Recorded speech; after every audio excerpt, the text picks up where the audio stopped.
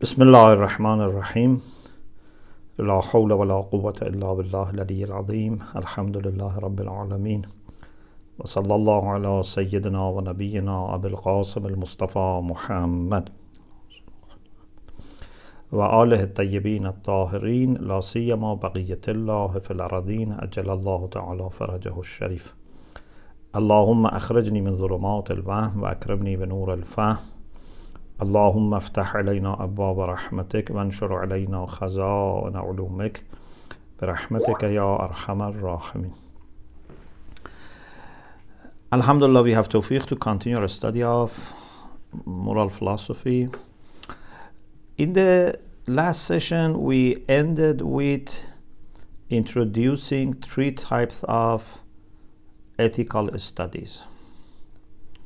We said one is descriptive ethics, and here we want to explore morals of an individual or a group, a community, or a religion based on the data that we have. For example, if it's for religion, we go to their sources. If it is for a group like Eskimos, we have to travel there or read what other people who have traveled there and lived with them have reported. If it is for a person, for example, if someone wants to know about morals of Socrates or morals of Hitler, either a moral person or person who was not moral, in any case, we need to have some data about that person. And the idea here is to be as accurate as possible, but we don't judge here. We are not evaluating here. In descriptive ethics, it's a matter of just description, a matter of report. It has to be factual, it has to be accurate, but we don't need to agree. The second type is normative ethics. Here, the researcher, the ethicist, tries to defend a moral or ethical position about what makes an action right or wrong, what makes something an obligation in moral sense. Inshallah, later we will have a discussion about moral concepts, but because it's very helpful here, so just to have an idea, there are 7 major moral concepts.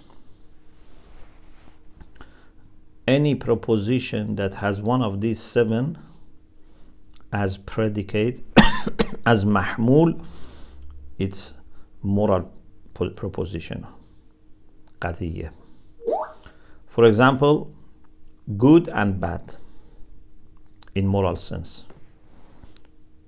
We say telling truth is good, lying is bad. Good and bad in moral sense are predicates here. Right and wrong. Telling truth is right, telling lies is wrong most of the time. There are some exceptions, as we'll discuss inshallah. Out and out not, and obligation. These are 7 important moral concepts. Every proposition has one of these 7 as predicates. As its predicate, it is moral proposition. قضیه اخلاقی. So, why something is good or bad or right or wrong, or we ought to do it or ought not to do it, this is what we discuss in normative ethics. So, here you are not reporting, here you are evaluating these actions, and you have to have your theory why something becomes morally good or bad, morally right or wrong.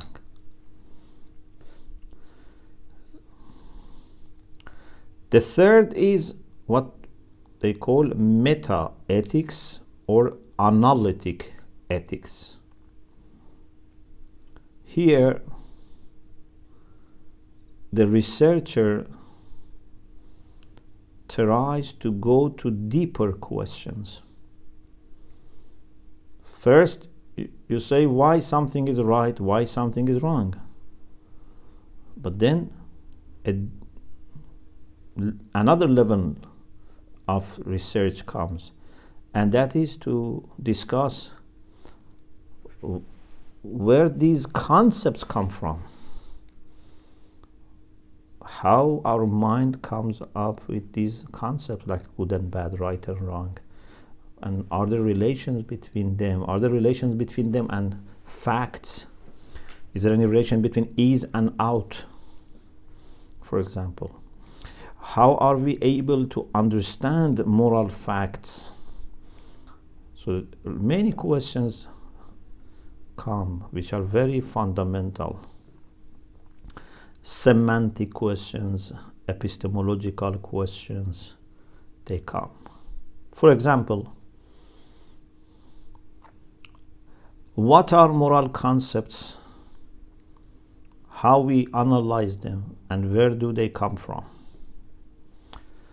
Or what type of propositions are moral propositions? Are they ikhbari or insha'i or both? Ikhbari means a statement, something that can be said it's true or false. Insha is not ikhbar, something that you initiate in the form of command or prohibition or question or expressing your surprise, ta'ajjub. When you say ma ahsana zaydan, this is not ikhbar. If you say zaydun hasanun, this is ikhbar, a statement. But when you say ma ahsana zaydan, sighatu ta'ajjub, you initiate it. Or when you say go, come, give, take, don't tell lie, these are insha, you initiate. Therefore, they don't admit true or false. لا يحتمل الصدق والكذب. So this is very important discussion. Another discussion is what is ethical truth? صدق أخلاقي. Is ethical truth absolute or relative? This is a very important area, and this is actually my PhD about ethical relativism. So about just this question, so much work has been done. I said in some of the talks that when I started my PhD in Manchester, I made some search, and I found I think about 300 books and articles and dissertations about ethical relativism. Not that they were all about this, either they were about ethical relativism or they had part of this, they discussed these issues related to ethical relativism. So it's a huge area. Another question is there any reality behind akhlaq? Is akhlaq all subjective or is objective? If it is objective, what is the basis of objectivity of akhlaq? Another question for meta-ethics is how moral judgment is done. Can we have objective moral judgments without presupposing our subjective ideas, for example? What is the role of aql or reason in moral judgments? Another question is, can we draw is from out or out from is? The famous question that David Hume was very concerned about. Some people call this naturalistic fallacy, مغالطه طبیعت گرایانه, which says that we cannot draw ease from out. If you do, it's a fallacy, or vice versa. So from your, for example, worldview, they say you cannot draw conclusions which are ethical, that okay, now you have to do this or you have to do that. Of course, we will explain what is the correct understanding. Another thing is, what are the characteristics of a moral agent?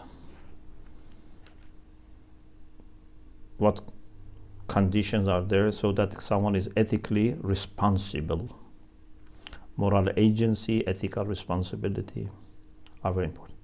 Another question in meta-ethics is, what is the relation between ethics and other disciplines,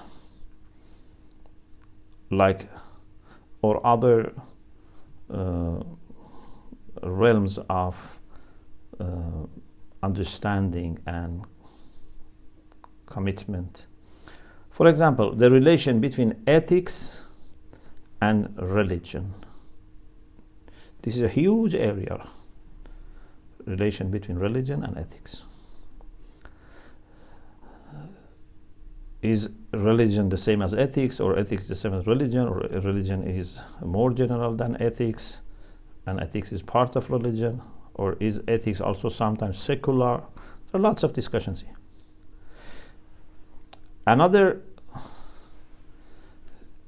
area which is also related to this is to work on the process that takes place in mind, that you may, for example, know something is bad, but still you may do it. Is it possible or not? Some people say only knowledge is needed, ignorance is the only problem. It is attributed to Socrates that he had this idea that the only problem is jahl, ignorance. Some people say, like Aristotle, no, you can know and still do bad things. Some people try to combine and reconcile between these two. Anyway, this is also an issue. So there are many issues that are very underlying and fundamental. They are dealt with in meta-ethics. Descriptive ethics is not philosophical. It's something that can be dealt with based on social sciences mostly. You may need history, you may need anthropology, you may need reading texts of a certain religion, for example, the references, etc. It's more library based or field studies, etc. The second and the third are philosophical. In their nature, they are philosophical. You need to assess them rationally by your aql. Some people, when they say moral philosophy, they mean both second, normative ethics, and meta-ethics. And some people limit moral philosophy to the third, to meta-ethics.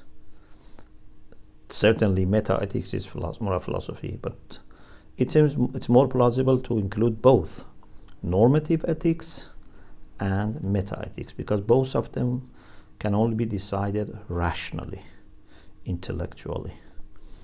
So this is moral philosophy. So philosophy here is different from metaphysics, although some metaphysical questions are here as well. But we don't mean by philosophy metaphysics. We mean by philosophy a discipline which is purely rational and intellectual. So when you bring this methodology, intellectual methodology, to area of ethics, this is moral philosophy.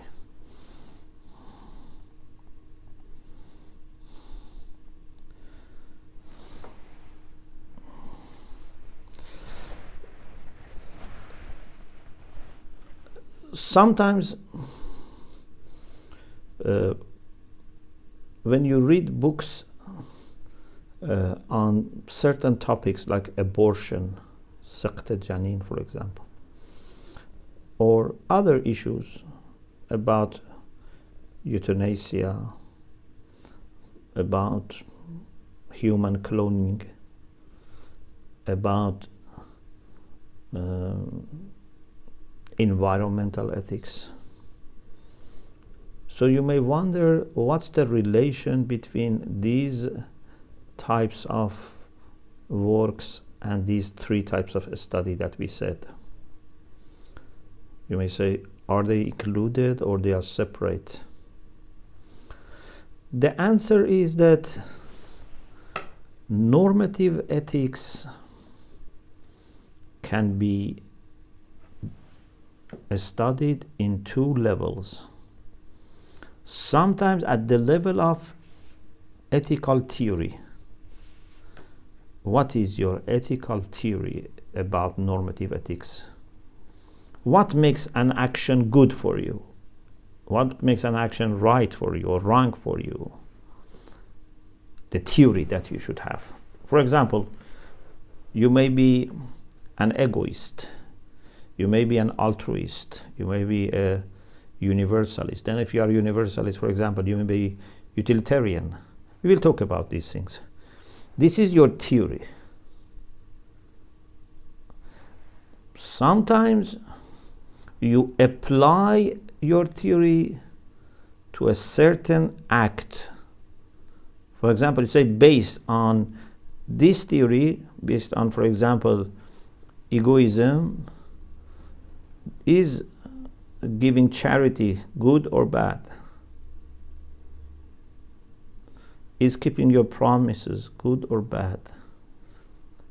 This is application of one theory to one action. But sometimes we have a kind of large area of practice, like medical ethics or bioethics, nursing ethics, I don't know, business ethics, information technology ethics, media ethics, all these kinds of areas that we want to see what is good, what is bad in these areas. Is this related to normative ethics? Yes, because it's not descriptive. If it was descriptive, it's just report. You say, okay, what do people of, for example, this area or this race or this religion say about environmental ethics? That is descriptive. But if you want to evaluate, if you want to rationally discuss and challenge ideas and choose one subject, position, this is normative. But normative in the sense of theoretical discussion only, no. It's applied ethics. We call it applied ethics. And applied ethics is very much growing. Very much growing. In the past, there were not many questions that we have today. Advancement of technology, advancement of communications have made many things possible today that in the past they were not possible. And now, therefore, we have more questions to address. Plus, in the past, religions were more followed. And if you were a Muslim or Christian or Jew or Hindu, you were getting guidance from your religion and religious authorities. But now, there is no faith necessarily everywhere. and not common faith in many countries. So they have many different faith traditions in their community, and many societies have become secular. So more emphasis is now put on ethics than religion in some places. Even some people who may be religious by themselves, but if they are a minister of health or minister of education or etc., they don't derive their decisions from their faith. So therefore ethics is becoming very important. Now, for example, the topic of citizenship from ethical perspective is becoming very important. It's hugely important. Once a person came from South England to see me, and he said he's working on ethics of citizenship, and he had found my PhD thesis interesting, and had I think had gone even to Manchester to read my PhD or something else. Of course, it's published as a book, but maybe he didn't know. So citizenship is very important nowadays. And in general, as I said, there is such a tendency that you get this impression that many societies, many governments, many parliaments are moving away from religions towards secular ethics. For us, it's very important to hold our religious values, which we think are universal, but at the same time to be able to engage with secular people. And that is through moral philosophy. We cannot always say this is wrong, abortion is wrong, because in the Quran, in the Bible, in Islam, Christian, Judaism, abortion is wrong. We cannot always say this, because some people don't respect these books anymore, unfortunately, or they say this is for yourself. As a country, as a parliament, we cannot go by religious scriptures, for example. So we need to be able to argue rationally for right moral positions. So this is why moral philosophy is very important and becoming more important. First, you have to really learn ethical theories and meta-ethical questions. And then when you are able to choose proper ethical theory with all the rational support and foundation for that, then you have to go into different fields of applied ethics. For example, bioethics. In the year about 98, 99, towards the end of my PhD, which was about ethical relativism, it's a part of, meta-ethics and the more theory, I realized that I have to work more now on bioethics. I remember that time was maybe year 99 or 2000. I went to Qom and did lots of research to find people, institutions who are working on these issues. Even I found some documents about the meetings that some Ayatollahs had in Qom, like Ayatollah Tasghiri, Ayatollah Mu'min, Ayatollah Ha'iri, about these issues that were needed. And in Majma' Jahani Ahl Bayt, somehow they were discussing these things, but were not necessarily only for Majma'. So I try to collect these things. So after I finished my PhD, then I did my postdoc on bioethics, moral issues related to life and death. And when in 2001 I went back to Qom, I encouraged some of our brothers to study bioethics. And alhamdulillah, many people did dissertations on bioethics. Then I moved to environmental ethics and encouraged some people to do research on bioethics. We did some work on gene ethics. One brother did his dissertation on gene ethics and won a prize in Tehran. I encourage some people to work on media ethics. So these are areas that little by little we have to go, or some people specialize in this, some people specialize in that, but with deep ground in ethical theory in a philosophical sense. So moral philosophy is very, very important. Maybe it's not an exaggeration to say that this is in many places taking the place of religion. Ethics is taking the place of religion. And I wish it was driven by aql.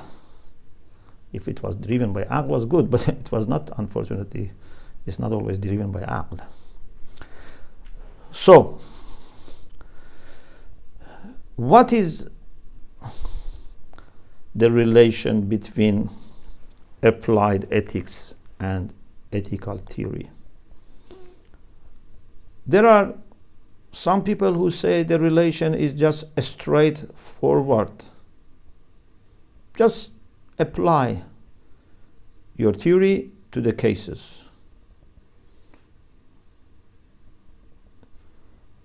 You have a general, universal proposition, apply to the case. But we say, no, this is not as simple as this. Because if someone studies ethical theory and is not familiar with, for example, bioethics and the questions which are there, the challenges which are there, and has not practiced in ethical evaluation in this field, may have very basic and kind of not professional idea. Like what? Like suppose someone is mujtahid. If someone is mujtahid, okay, alhamdulillah, he's mujtahid. He has the methodology, he's able to have his own original understanding, but has never done ijtihad in a particular section of fiqh. For example, in Kitabul Bay', he has not done ijtihad. He has ijtihad mutlaq. And if he goes to this section of fiqh, he can study and give fatwa. But he has not yet worked on Kitabul Ijara, about hiring. He's not familiar with the hadiths which are there, with qawaid fiqhiyya which are there, the major sources which are there. And you just ask him one question about Ijara. Okay, he may read, find hadith, do Rajal, Diraya, I don't know, Usul al-Fiqh, etc., and give fatwa. But how much we can rely on this fatwa? When this person is new to this field, he has the foundation, but has not practiced in this field. Compared to someone who has many years, for example, studied Kitabul Ijara, has been teaching, has been writing, has been answering to the questions. So if you are good in moral philosophy, in theory, but have not studied, for example, media ethics, you are not familiar with the challenges which are here, it's very difficult to come up with a professional, reliable, plausible opinion. Unless you take your time, you say, okay, now that I am entering this field, I need to study a lot. I need to study other issues, related issues in this field, major positions here, counter arguments, etc. So the relation between applied ethics and theoretical ethics is not just a straightforward application. It's more sophisticated. Some people say the relation between these two is like the relation between, for example, physics and mechanics. Physics and mechanics.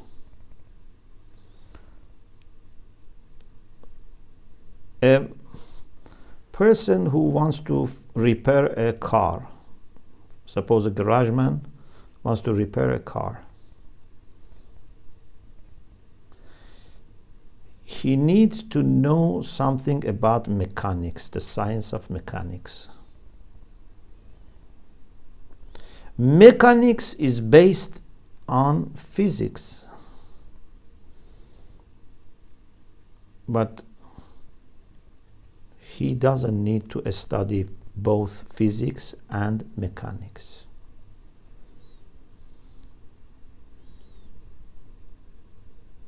There is no possibility of having mechanics without physics, but as a discipline. As a practitioner, you don't need to study physics so that you can use some of the things from the science of mechanics. Some people have said the relation is like biology and medicine. If you, as a doctor, as a physician, want to help a patient, you need to study medicine. Medicine depends on biology, but a doctor has some idea about biology. Cannot have. It's not like mechanics, who doesn't need to know that much about physics. But doctors has to know something about biology, but doesn't need to master that much biology, but yes, has to know some knowledge about biology. So people have given different kind of patterns to explain the relation between theoretical ethics and applied ethics. Some said it's a straightforward, just direct application. Some people say it's like physics and mechanics. Some people say it's like biology and medicine. I think, as I mentioned, is more like the relation between fiqh in general and sections of fiqh in particular. You cannot just apply fiqhi and usuli rules to Kitab al-Qadha, Kitab al-Diyat, Kitab al-Ijarat. You cannot just apply. You have to know those general rules, but you need also to be very familiar with that particular section. Sometimes one issue in another part of this section affects another issue. These issues are very much connected, interconnected. Suppose, for example, in Kitab al-Qadha, about judgment, we have, suppose, 500 issues. You cannot just pick up one issue and give fatwa, because maybe this issue is connected to 10 other issues, and unless you have studied them and the arguments and the sources which are available, and what other fatwas, other fuqaha have had, their arguments, their reasoning, you cannot pick up one topic and just give fatwa. You have to study all those things as well. So, applied ethics is very much related to theoretical ethics. It's very much actually dependent on that, but it's not just application. It's like an offshoot. It's something new but well connected. Well connected. For us, it's very important to have normative ethics, meta ethics, and then in normative ethics to have both theoretical and applied. Meta ethics is mostly theoretical, but normative can be theoretical or applied. When you study books, most of the books are like this, that especially if they are textbooks. If they study, for example, abortion, if they study, for example, cloning, euthanasia,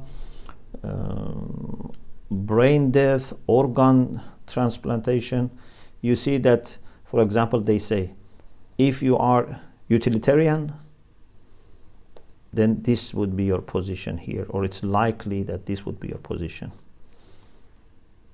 If you are, for example, an altruist, this might be your position. If you are an egoist, this might be position. Or the author chooses one of these and then based on that foundation and ground develops his argument in these fields. So we need to be aware of both theoretical side and the practical or applied side.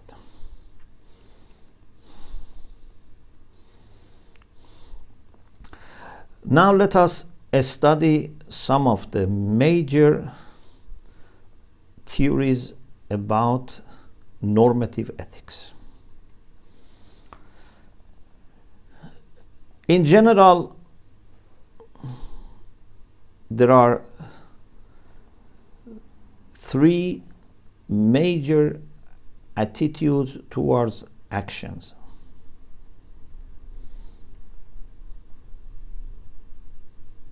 One is to say that an action is good, means morally good or bad, depending on the benefits or outcomes of that action.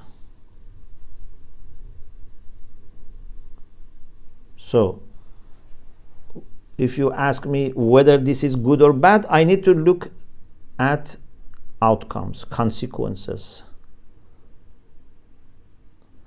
If it leads to good consequences, this is good.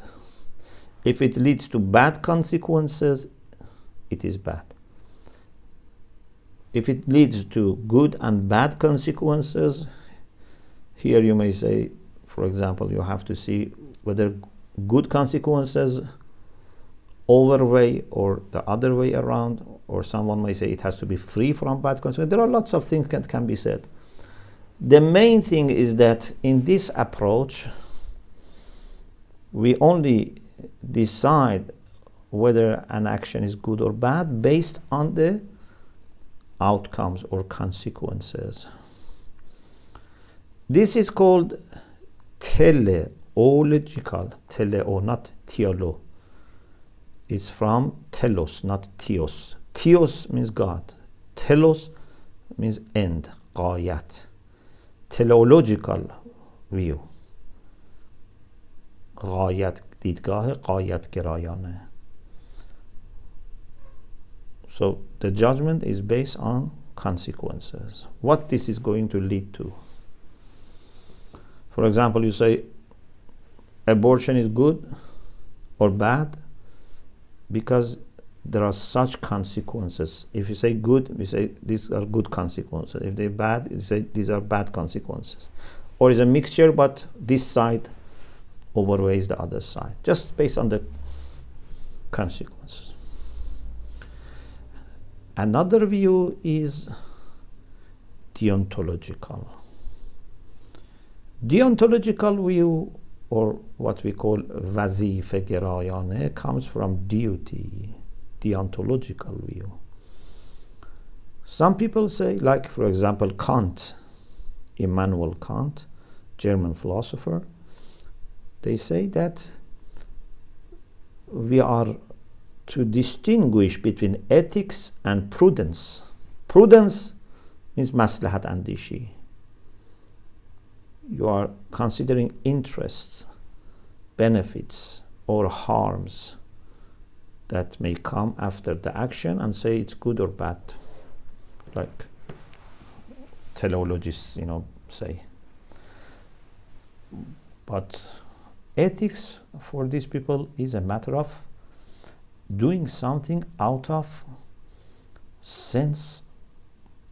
moral sense of obligation. You do something just because you have moral responsibility. Maybe it leads to good consequences, maybe it leads to bad consequences. For example, you tell lies. This is bad. You tell truth is good. Why?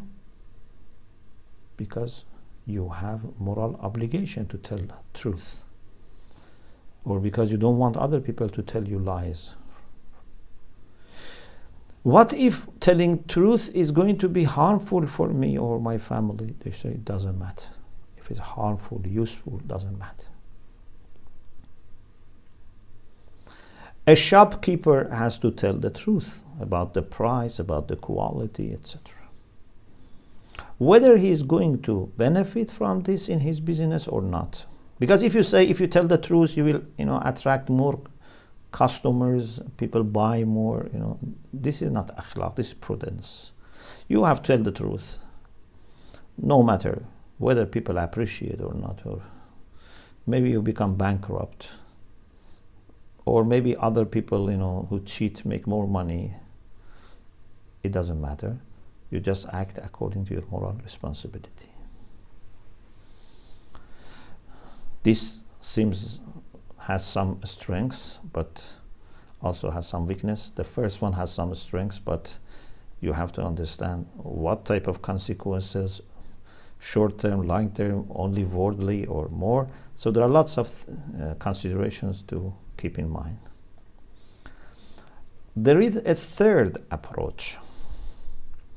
In addition to teleological view and deontological view, there is a third approach, and that is virtue ethics. I put it in this way. I say maybe other people, have their own views, but I think maybe this is a good way to understand the relation. Both deontological view and teleological view, they take action in their view as priority. So the question is, which action is moral or immoral? Either the action which leads to good consequences or action which is done out of moral sense of obligation and responsibility. So the action is the main thing. For virtue ethics, qualities, virtues or vices, radha'il or fadha'il. Virtue is fazilat, vice is radilat. Virtues and vices are the main thing. If you have a virtue and act based on that virtue, then it is ethical. So if you have virtue of truthfulness, this is great.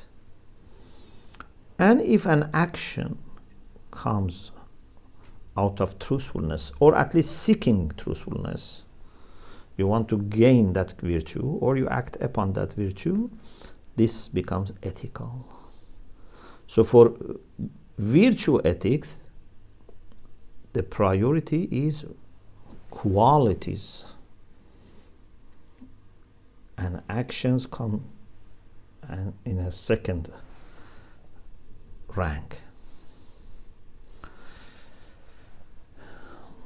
In the 20th century, for the most part,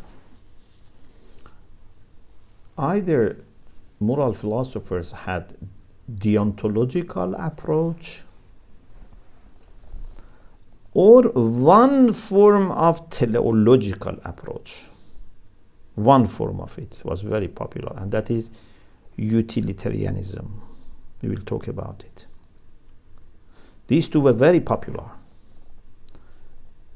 Followers of Kant or followers of people like Bentham, Jeremy Bentham, they were very much, dominant in Western moral philosophy. But then gradually, from 60s, there was a revival in virtue ethics, which is more maybe compatible with Aristotelian approach. And one of the people who was very influential in this, not the first, but not the first person who reintroduced, but one of the people who was very influential is Alasdair MacIntyre. Alasdair MacIntyre. He's a Scottish moral philosopher, and he moved to the US. He was at some time, of course, started as a Christian, then he became more sympathetic to Marxism, but then he became a Catholic.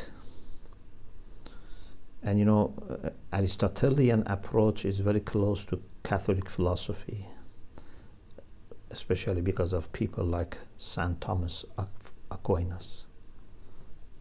So Alasdair MacIntyre, after he shifted to Catholicism and to more traditional way of dealing with ethics, wrote a book called After Virtue, which is one of the books that they say shaped or influenced moral philosophy in our time. After Virtue. And he criticizes enlightenment, Asra Roshangari, and the project of enlightenment, which led to emotivism. One of the schools in normative ethics is emotivism. So, after writing After Virtue, many people reacted in favor of his ground or against. It was a very important book. And then he wrote another book, Whose Justice, Which Rationality?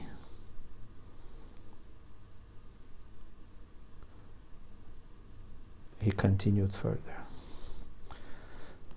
For my MA dissertation at Tehran University, I worked on After Virtue by Alasdair MacIntyre. I had an assessment of the book and translated half of the book with comments. And at the same time, I used to publish summary of it in Ma'rifat journal. So they are available online. The papers which I wrote as summary of After Virtue, and one paper also as a whole I wrote in the journal for Hawz o Danishgah, Liberalism dar Chalesh, but for After Virtue it was called Payan Fazilat. And then with one of the brothers, Dr. Shahriari, we published the whole translation, and alhamdulillah is published and became Kitab al-Sal, and in Hawz also. I think he has translated also Whose Justice, Which Rationality. So it's a very huge book, After Virtue. When I wanted to do my PhD, I and my friend, we wrote to McIntyre to see if we can do our PhD with him. And he welcomed, but he said he's going to retire, or he has already retired in the US. Therefore, I came to the UK and did my PhD here in UK. Anyway, virtue ethics is very important and very influential. But our understanding is that we need to take care of both actions and virtues. We said before that Islamic ethics deals with actions and qualities, although qualities in general are very important, more important actually than actions, but there can be cases that one action can be crucial.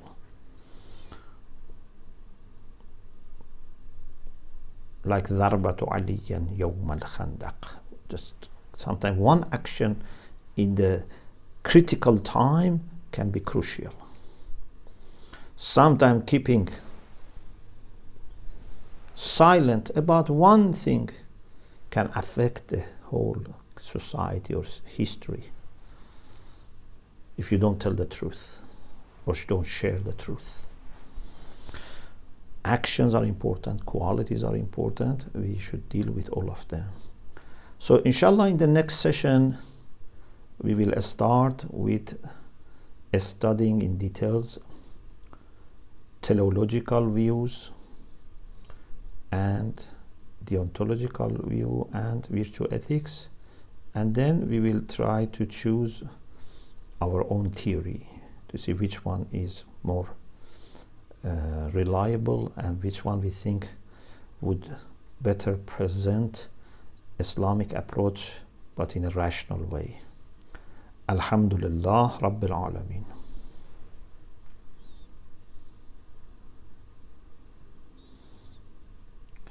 Do you have questions?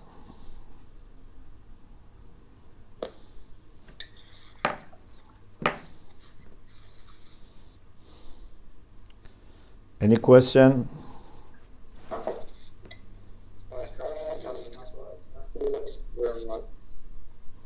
Okay. Please, again, for this study and do mubahasa.